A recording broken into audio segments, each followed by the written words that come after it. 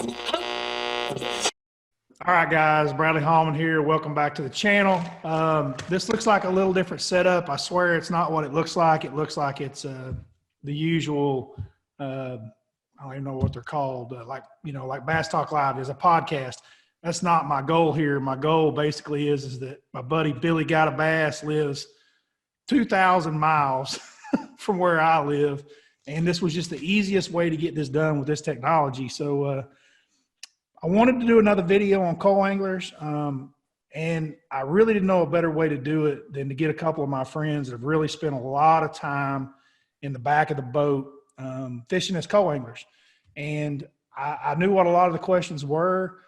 These guys have got a lot of experience. Billy has done this for a long time. This is Billy Got a Bass for you guys that don't know. Billy's done this, been down this road for a long time. And he has many experiences in the back of the boat, mostly pleasurable, some not so pleasurable, I'm sure. But I wanted to bring him on and let's make a video together where I could kind of like ask questions and he could answer them.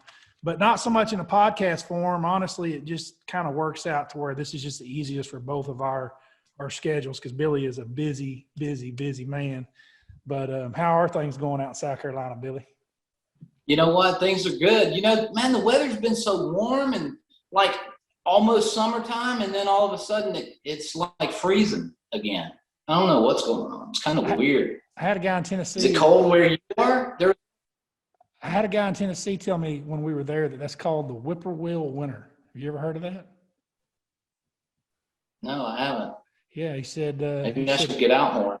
I don't know what that means, but he said the whippoorwills are out whippoorwilling, I guess, whenever it's nice and sunny. And then he goes, they said that night it'll get down to close to freezing if the whippoorwills. So they call it a whippoorwill winter.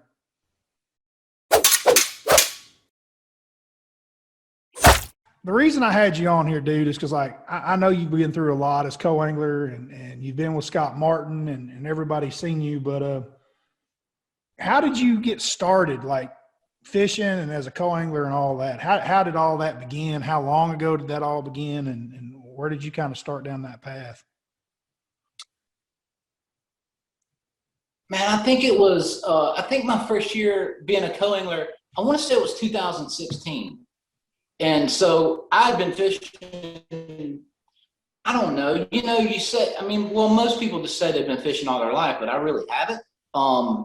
I had probably been fishing like 5 or 6 years, probably only maybe 3 of those, like fishing a lot, actually trying to learn fishing. And then so Scott was kind of one of the reasons that made me go out and do it to begin with, as a co-angler. He had kind of talked me into it, coming out and traveling with him. And so, I mean, I didn't know anybody, and I'm like, well, heck, if I can go with him, it'd probably be, worth doing. And just to be able to learn stuff, fishing with him so much. And so that's how, that's how I got started. And like you said, I mean, I learned a lot from it, I mean, I really did. And I didn't have that many bad experiences. There was a few, but for the most part, it is a good experience. But you have to know what you're getting into. You know what I mean? It's not like, it's a little different. And so that's why this video that you're doing, or the one you did, a few weeks back, it was real successful. And so there's a lot of people that need to hear this stuff, if they're thinking about, being a co-angler. So you never fished like BFLs or Federation Nation or Bass Nation or Weekend Series or anything like that? You had never done that as a co-angler, really? You knew Scott, I guess, from some Okeechobee trips or something like that, maybe? Well, that's a weird story, but I actually went down to Lake Placid, Florida to buy a bullet boat, right? Yeah. And so a buddy of mine went with me. And so we're there at the marina, and I told them I was coming, but they didn't have the boat ready. And so my buddy's like, listen, man, Okeechobee's only like 40, 45 minutes from here. Scott Martin lives there. You should get on his website and see if he'll go fishing tomorrow. And I was like, okay. And so we got on Scott's website. I sent him an email and put my phone number and was just like, hey, man, we're down here from South Carolina. We're buying a boat. Love to go fishing tomorrow. call me if you're interested. And so like 3 hours later, he calls and I'm like, hello. He's like, hey, man, what's up? I'm like, nothing. So he was like, so you're down here, you want to go fishing tomorrow? He said, man, I might be able to go. There was something going on at the school. And he said, I need to talk to my wife and make sure she's cool with it. I'll call you back if that's okay. And I was like, yeah. And so we got off the phone and I was like, dude, he ain't calling back. He was just like, I don't know, But so we ended up calling back and he was like, hey, meet me at the Roland Martin Marina. And I was like, write that down, Roland Martin Marina. And so at 6 o'clock, and dude, we met him there at 6 o'clock. We went fishing. We fished all day. It was awesome. Had a fun time. And so it was like, I don't know, Bradley, 5:30, something like that. And I was like, Scott, man, I hate to cut this short, man. And I really appreciate you coming out fishing with us. But, man, we got to drive 10 hours back to South Carolina. He's like, oh, I'm sorry, man. I'm sorry. Yeah. So, I mean, it was a good trip. It was fun. And we just kind of kept in touch, from that trip. Yeah. And so 3 years after that probably is, or a couple years after that's when I decided to do the Coangler thing for the first time. So how many years do you think you fished on the FLW Tour as Coangler? Maybe 3. 3? I think.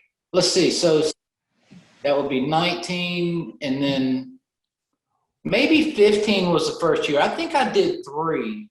And then the next year, they didn't have co-anglers. And then the next year, I did the Bass Opens with Scott as a co-angler. So I think maybe 4 total. Okay. The Bass and the FLW. Yeah, that's a long span to be there with the best of the best at the top level on the tour level, which is now gone. Like you got the last of that experience. Like that doesn't exist anymore. That was actually something I wanted to ask you was like, do you think that's bad for the sport that experience is gone from the top level? Because now, like you said, you went from the tour level as fishing as a co-angler to fishing at the Opens, and that's really the highest level you can go, whether you're fishing Toyota events or you're fishing open events. That's as high as a co-angler can really fish. They can no longer just fish tour level events. What did you notice as the difference, and do you think that's a good thing overall for bass fishing? I think it's good and bad. I mean, I think it's obviously good. It's a little bit of unfair advantage, if you figure out, using different baits and things. But I think it's kind of bad too. I mean, listen, there's a big difference in fishing the tour as a co-angler and fishing an open or a Costa or a Toyota or whatever it's called now. So that's a big difference because, I mean, in a Costa event, you may draw somebody like me instead of somebody like you, or you know what I'm saying? I mean, it's easy to get somebody that don't necessarily need to be there, or if you get somebody that's the same caliber fishing as you, but it's not the same experience as fishing with a Bradley Hallman or a Andrew Upshaw or a Scott Martin. It's just different. So I mean, I see both ways. I mean, I do. What was your main schedule for like getting ready for a tournament? What you packed, how you packed it, what you take, how you know what to take, that kind of stuff. Dude, I was all in, right? I mean, one thing I did have to learn was you have to go with a different mindset than the guy in the front of the boat. I mean, there for a long time, I was wanting to throw the spinner baits and the chatter baits and, the same stuff he was doing. And that's not the way to be successful at it. I mean, you kind of need to fish the opposites, and I can get into more detail with that because that's a whole nother subject on its own. But, I would go and I would be there for the first day of practice, and I would spend all the time, I'd be in the boat with Scott, and how practices go. I mean, it's from daylight to dark, in the summertime, that can be like 15 hours if you're up north, but, as far as, pack and tackle, man, I mean, it depends if I'm flying or if I'm driving to the event, but I would take these big plastic totes, in the back of my truck and just bring as much as I could. And the second day of practice, I'm kind of figuring out what to get out of my truck. The first day I've just got too much tackle and it's just a mess and everything. But as practice goes on, I'm taking stuff out and I'm adding stuff in. And so after, the 3 days of practice, I have, a good idea of what I need to take to the tournament. But saying that, going into the tournament, I would always take extra reels. I would take, a reel or two with 10-pound line. I would take one with 20-pound line. I would take one with braid, because you just don't know if you're going to be out deep fishing. You don't know if you're going to be, finesse fishing. So you got to be ready for anything. When you say that you're bringing extra reels, you mean not rods and reels. You're actually stringing up 3 or 4 or 5 extra reels and putting them in your bag so that you have extra reels rigged for that occasion that you could just change with one of the rods that you may already have that you don't like the line size on it. That's a great idea, dude. Yeah. Well, FLW, they would only let you take, 7 rods? I think it was 7. I think it was 7 rods they would only let you take. And I would always take 7 rods. And man, if it was like a spinning reel kind of tournament, one thing about being a co-angler, you want to respect the guy's boat, right? And so I would just whatever I take, I just try and keep it neat. So the rod socks help. If it's a crankbait tournament, then I get those little Velcro things that like cover up the treble hooks on that. So it's not all, the last thing you need is spending 10 minutes like untangling everything, right? So you just want to be as clean and neat as possible. And listen, I never use the hatch in the back. They'll say, oh, the hatch is open for you. Well, sometimes the hatch wouldn't be open. They got them all crowned. But a lot of times the guys would leave the back hatch open for you. I never would use it. I'd put my rain suit, always take a rain suit, by the way. More clothes than you need. You always do that, because you're not getting out of that boat and he ain't bringing you back, right? But I would always keep my tackle box at my feet and my tackle bag, and I would always keep it at my feet so it's, easy accessible. And hey, I learned how to tie on a crankbait going 70 too. That's pretty impressive, But yeah, so you just want to be ready for everything, You just want to be ready for everything. But the most important thing is respecting the guy's boat and his property. You want to keep it neat. You don't want to have bags of worms like all over the floor of the boat, something that he can trip on or slip on, or dip and die. Listen, man, spike it. Just don't even bring it. Get the pin, or don't even bring the bottle stuff. That's a problem. All right. And so you want to get that guy in a bad mood right off the bat, pull out some spike it. Okay. You'll see his eyes get big. He's like, hey man, you gotta be careful with that stuff. I had a Coangler one time spill half of a bottle of that chartreuse spike it all over the seats, down the side of the back of the carpet of the boat. And he was an older gentleman, and he was hysterical. And you know me, how I am about my stuff. A boat's a tool, like it's just like a work truck. Like if I was plumbing and laying pipe, the pipe wrenches go on this side, you're whatever. That's kind of, but anyway, I was like, dude, calm down. He's like, I'll pay for it all. And I was like, I promise you, I spilt it in my boat. Like within 5 days, just me being out here in the sun fishing every day, it will go away. And I said, I'm pretty sure they make a neutralizer for it anyway. And he's like, well, if it doesn't go away, I'll pay for all new seats and all new carpet. And at the moment it looks terrible. It really does. But I never put neutralizer or anything on it. Within a couple of weeks, it was gone. You couldn't see it anymore. So, but those are good advice points that you bring up. You said that you could really get into something that it was a whole nother story. I think right now would be a good time to kind of get into some of those details that you were talking about. You were like, the lures and that kind of stuff. Well, listen, the guys that do the best, and there's better guys than me that you could have on here. Brian Mood, for instance. That guy's like a stinking king out there when he was co-angling. Rodney Tapp is another guy that's really good. But the biggest thing for me to learn, a shaky head's your best friend, okay? A wacky worm is your best friend. But the guys that do really good, they just throw a shaky head out there behind the boat, and it's like, just wait for a fish to get it.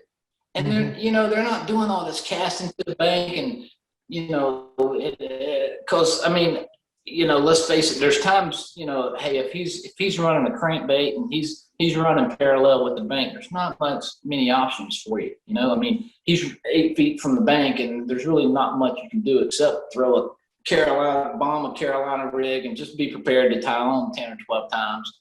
But you know, fishing finesse and shaky head is probably the best thing to do 9 out of 10 times, unless it's like a St. Clair or Harris Chain in Florida, where you're out fishing the grass and you're just out in the middle of, you know, and then it's just 360 degrees of fishing. That's the best kind. That's the ones you want to sign up for, because you got just as good a chance to catch them as he does. And I mean, that's just a fact. But the other side of that is, you know, listen, if he's fishing for like suspended fish with, you know, a spinnerbait or chatterbait or something like that, a lot of times I'll throw the shaky head or a jig or something on the bottom. I mean, my goal is to fish for the fish that he isn't fishing for. Number one, he won't get mad at you when you catch one, you know, because you're not really catching his fish, kind of, sort of, but not really. So I would always try and do the opposite. I mean, let's face it, if I'm in a boat with Brian Thrift and I'm throwing the same thing he's throwing, it's a good chance I ain't gonna catch nothing, because he ain't leaving nothing. You know what I'm saying? So it's just good to do the opposite. And, you know, another thing that, you know, the co-anglers, you know, we would always talk about is, man, who you got? Who you got, man? Man, I got Brian Thrift. Oh, it sucks to be you. And then, but a part of you is like, man, I'm excited I got Brian Thrift. And then the other part of you is like, but he ain't gonna leave nothing for me. You know what I mean? So it's kind of like, you kind of want a bad guy because he ain't gonna catch all the fish, but then you want a good guy because you want to learn. So I mean, there's been times where, dude, I don't even fish that hard, man. I just watch and learn, and I try not to ask too many questions, but I ask questions. Hey, I mean, you know, if you ask too many questions, they'll tell you to shut up. But how else are you gonna learn? You know? No, absolutely. Does that make sense? Yeah, absolutely. I thought you brought up a really good point, and something that people watching this should know. And it is a really, really good point. I've heard guys make comments like, well, what do you do when a guy's parallel on the bank? And I know that from my side of the boat, right, from my point of view, we end up on lakes. And I want you guys to hear this. We end up on lakes that halfway, 3/4 of the way through the practice, we all start realizing from the front of the boat, dude, all the co-anglers are screwed, because everything's got to be parallel because the banks are so bluffy, AKA Lake Cumberland, which you've had a couple of tournaments there out of the back of the boat, so you'll agree with me. If you want to be mad at somebody, don't be mad at your boaters. You should be mad at the tournament organizations that schedule the tournaments that put you there in that situation, because like Billy says, Florida, it's 360. Like, it's all shallow, it's all grass. You can throw any direction and you could potentially catch a 9-pounder or a 10-pounder. But when you're at Lake Cumberland, if you have to turn and throw the other way, it's 180 foot deep. And the guy's got his boat on the bank. And quite frankly, I mean, you look at about any technique on bluff walls, any boater's going to probably be on the bank. And so that's a problem. So you brought that up, that talking about the tournaments as far as, you know, being able 360 or up close.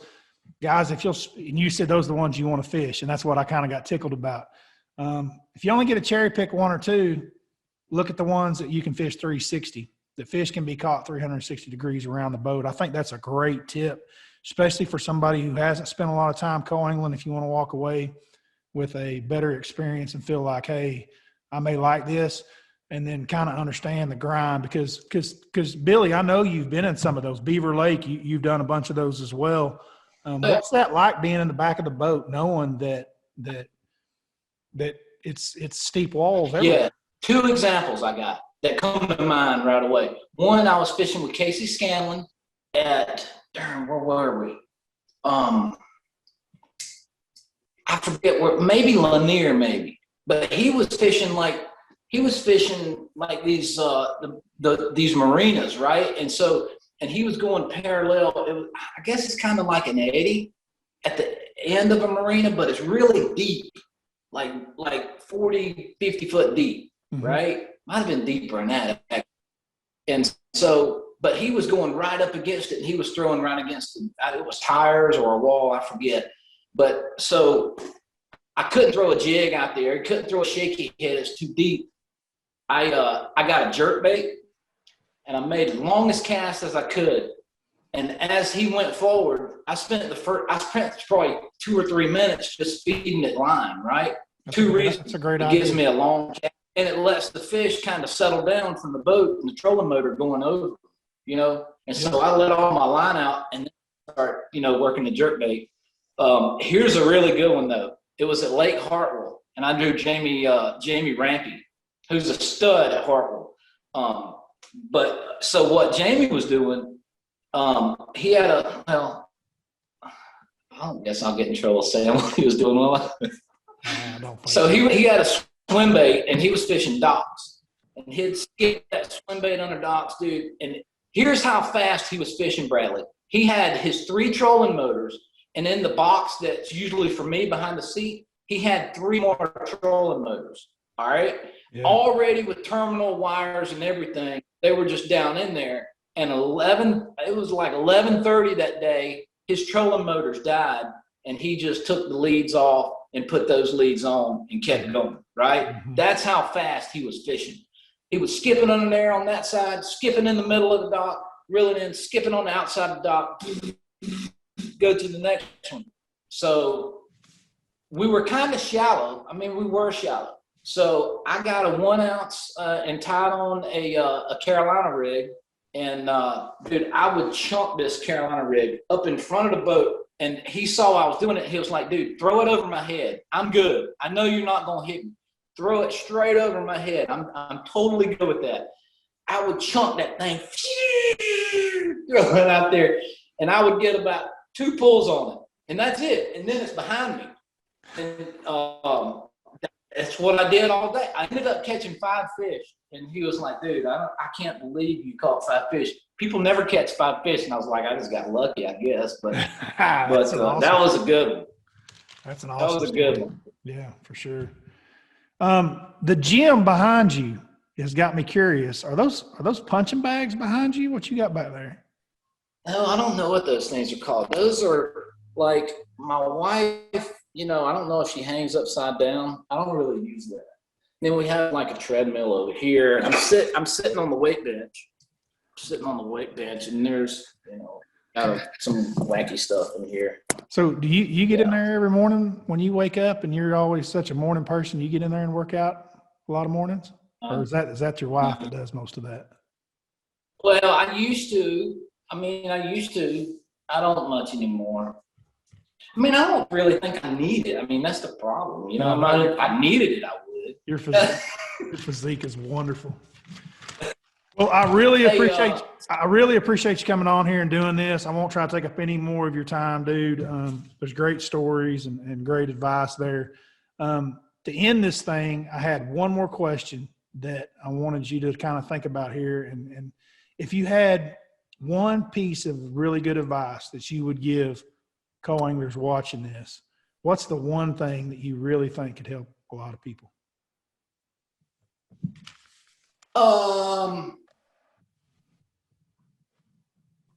Don't ever say, you get me a limit, I'm going to give you an extra $20.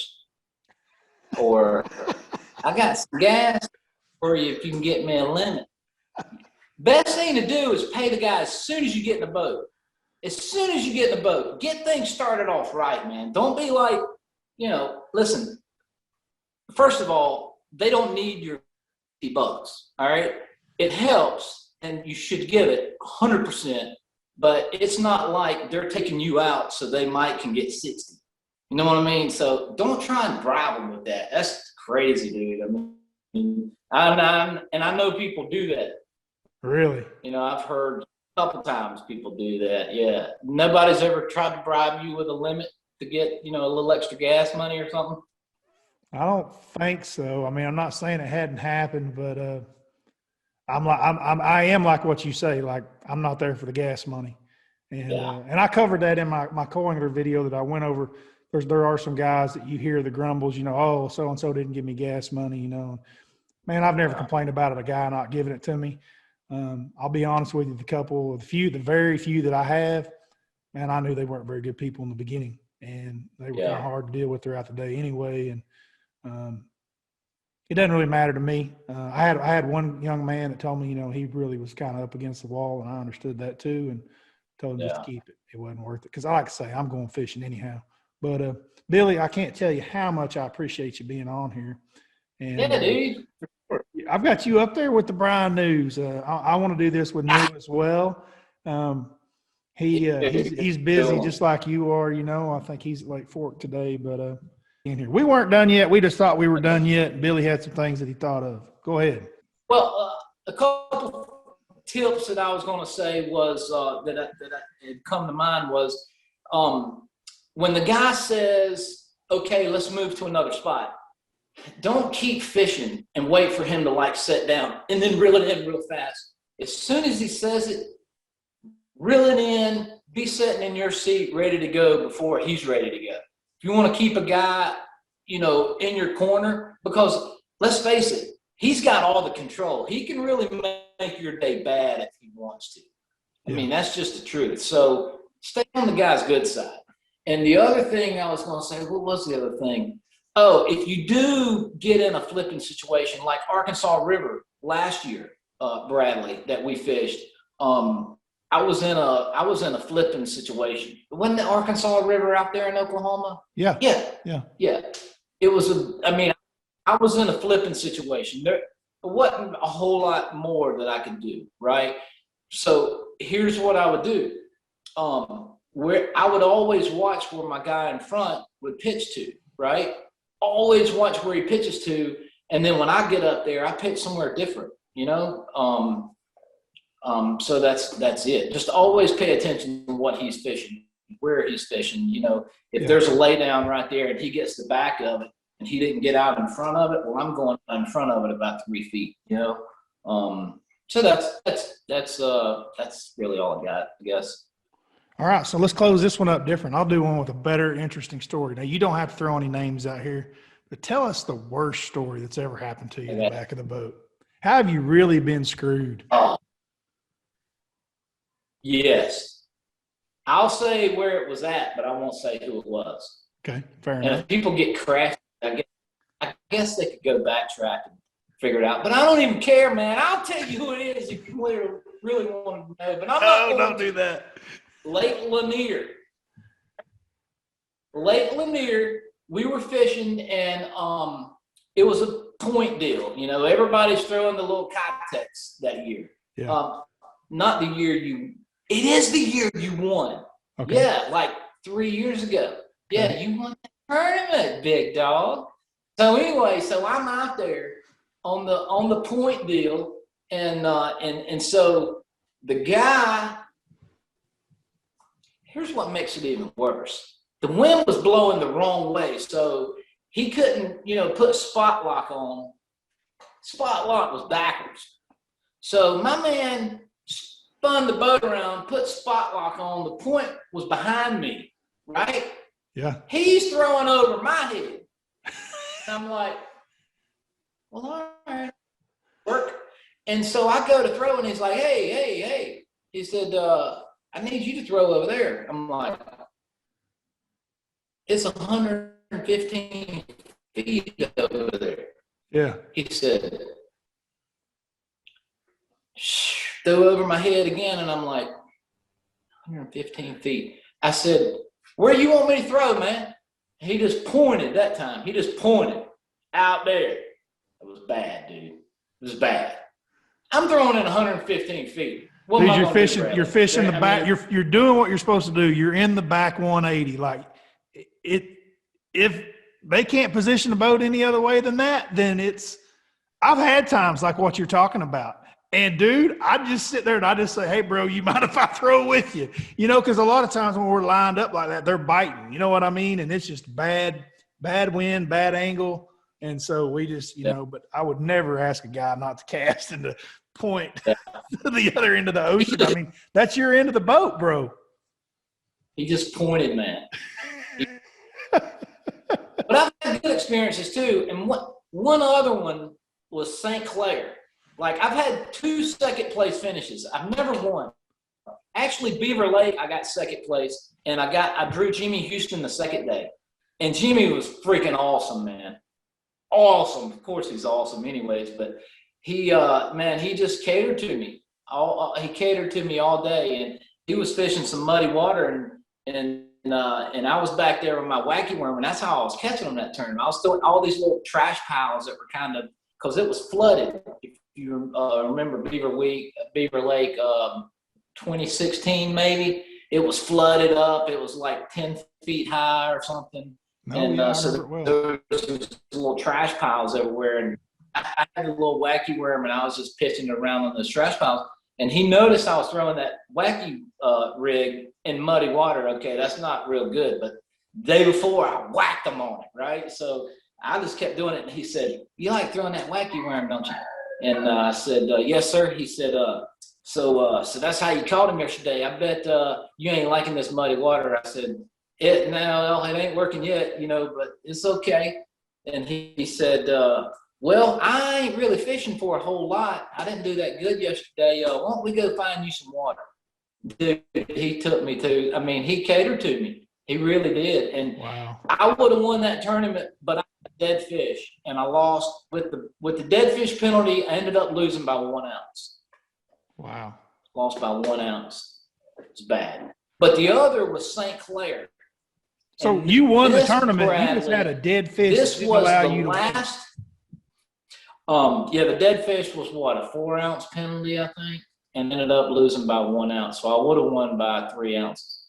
God. Yeah, and kind of. So here's a scenario.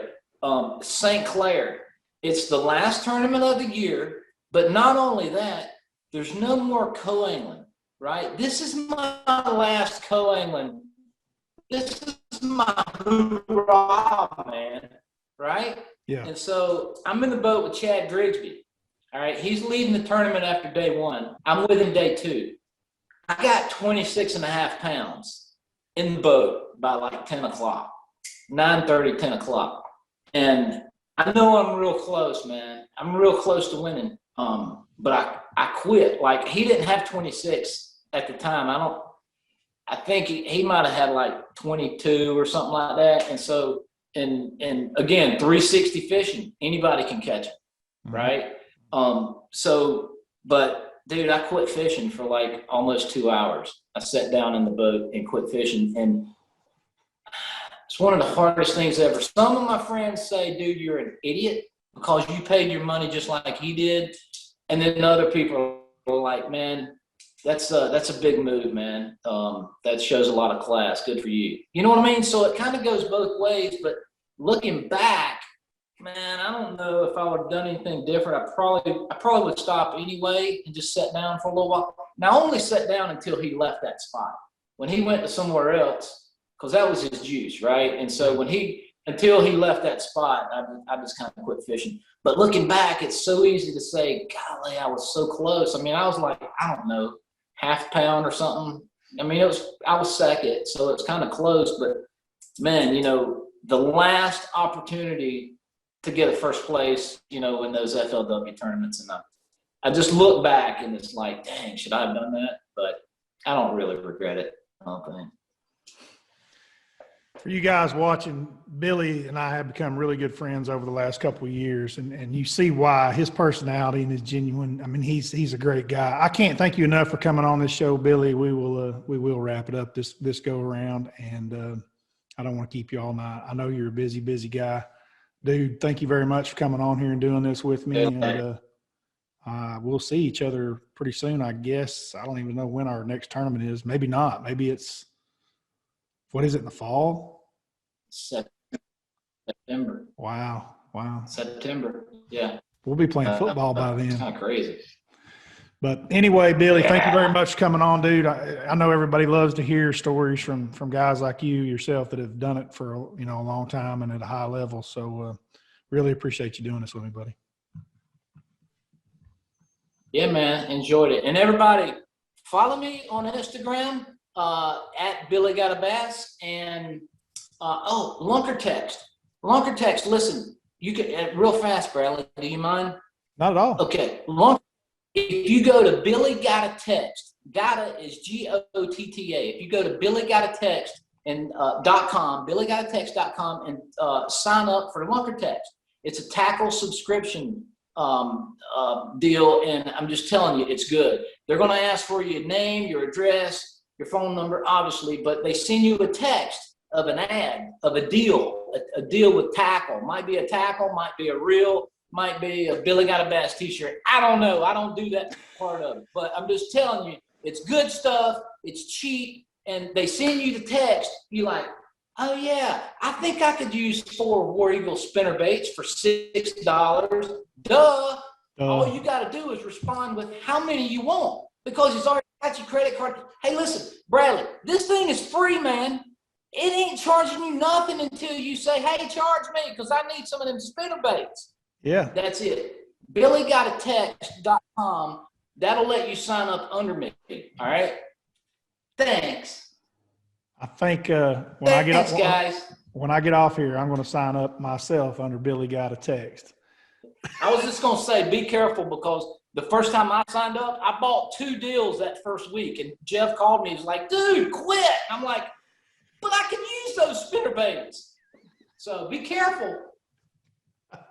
I'm out. Thank you, buddy. Peace. Thank you, bro.